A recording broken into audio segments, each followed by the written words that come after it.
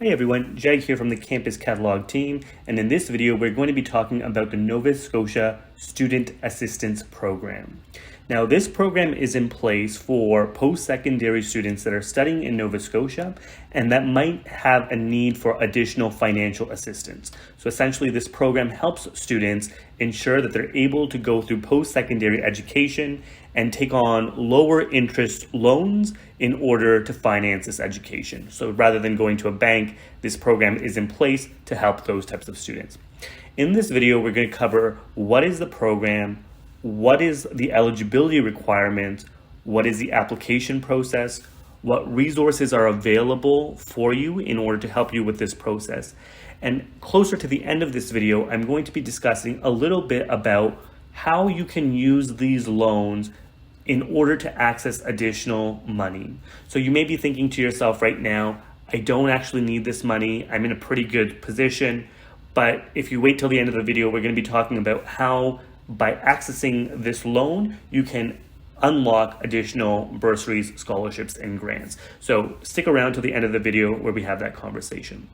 So starting from the beginning, a description of this program, of this loan, is the agency that administers the student assistance administers both the federal and provincial student portion of the loan. So there's some money coming from the federal government and there's some money coming from the provincial government.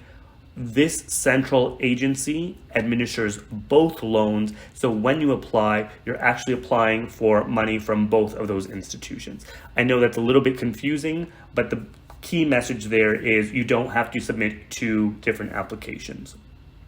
Now, with respect to eligibility and determining whether you can actually access this money, you must be attending an approved full-time program at a post-secondary institution in Nova Scotia. And you must attend 60% of a full course load while maintaining satisfactory academic standing. You'll also have to pass a credit check, and you cannot have any student loans, previous student loans, that are in poor standing. So meaning you can't have debt that is outstanding to the government.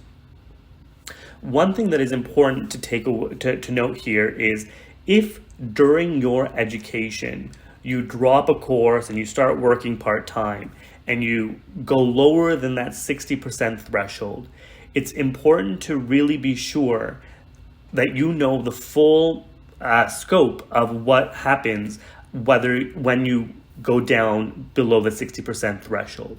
When I was in university, I dropped a class, making me a part-time student, and I didn't account for the student loan element of this, and I was required to pay some of that money back earlier than I had anticipated. So if you are going to drop a course, make sure that you understand how this impacts your student loan eligibility. The application process is pretty straightforward and it is outlined on the Student Assistant website. I'll share a link to that website in the description below.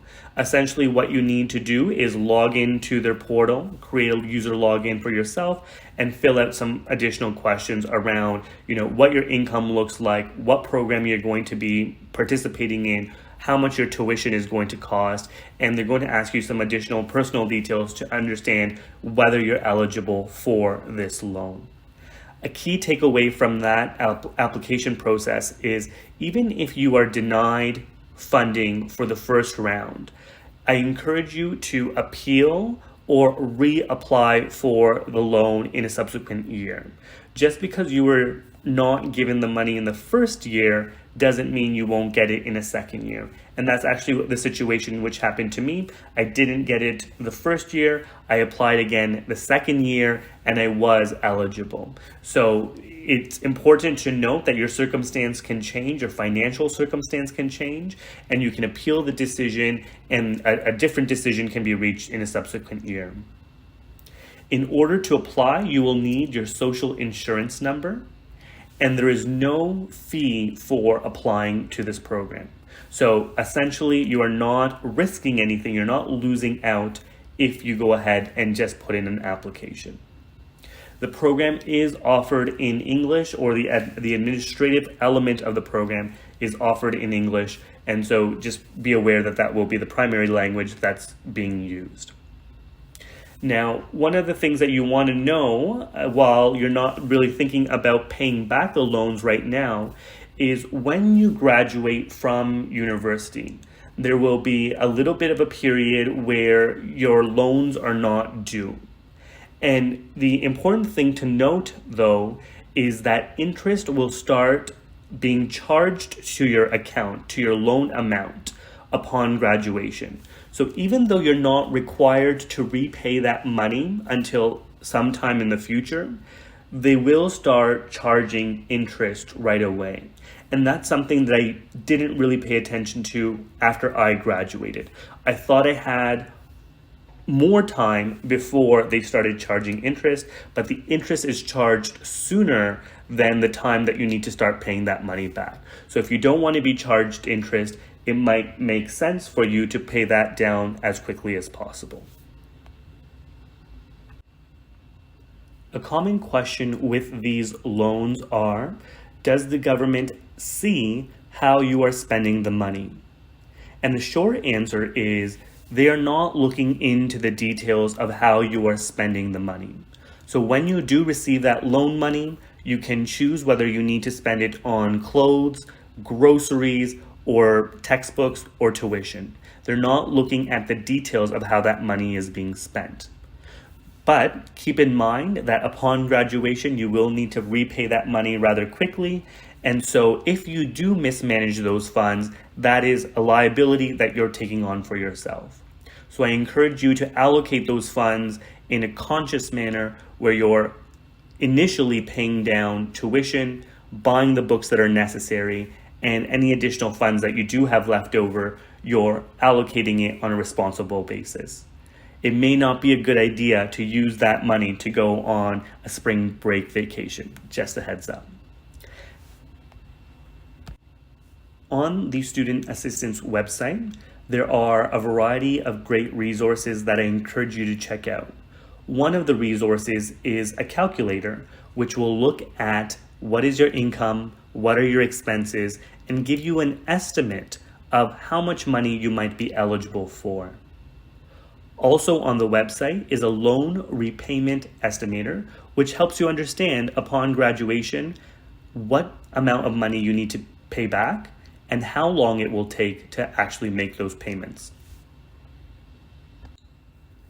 One thing I will add with respect to eligibility is that in order to receive this funding, you must either be a Canadian citizen, a landed immigrant, or a protected person. For part-time students, there are loans available for you. It is a similar application process, but you do have to disclose that you're a part-time student, and your financing will vary based on the tuition that you are required to pay. Now, if you are a student that was planning to forgo applying for this type of funding, I strongly encourage you to submit an application either way. You can choose how much money you will take in the event that it is a higher loan is offered. You do not need to take the full amount. You can choose to select an amount that is less than the maximum amount offered. Now, it is beneficial for you to apply and receive funding because many scholarships and grants ask the question whether you are receiving student loan funding from this program specifically.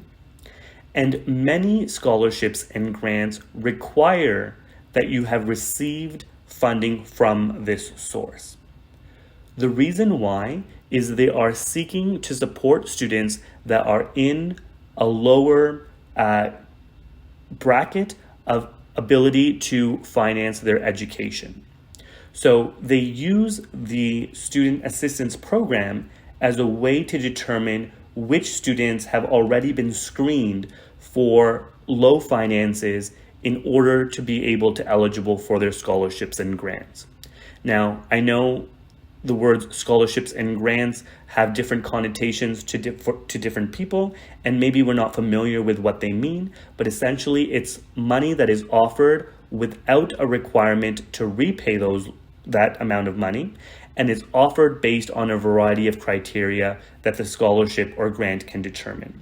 Sometimes it's based on financial need, sometimes it's based on area of focus in terms of education, and sometimes it's based on representation and seeing more minority groups represented in communities where they have not previously been represented.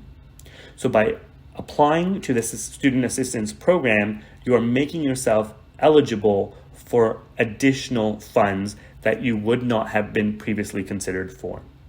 So at a minimum, it makes sense to apply for the loan. Now I know that the website for the student assistance program is a little confusing to navigate. There are a lot of links and it's not really presented in a user-friendly manner. So I would highly encourage you to give yourself some additional time in order to navigate the application process. Don't wait until the last minute, the last week before your school starts in order to apply. Keep an eye on the website to see when applications open up and apply earlier in order to ensure that the funding is there for you when you start your university program.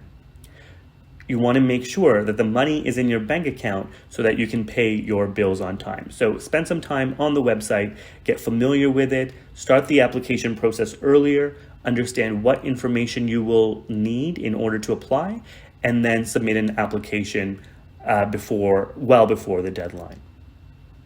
I hope this information has been helpful. Please leave your comments below around what questions you might have, and I'll try my best to get back to you.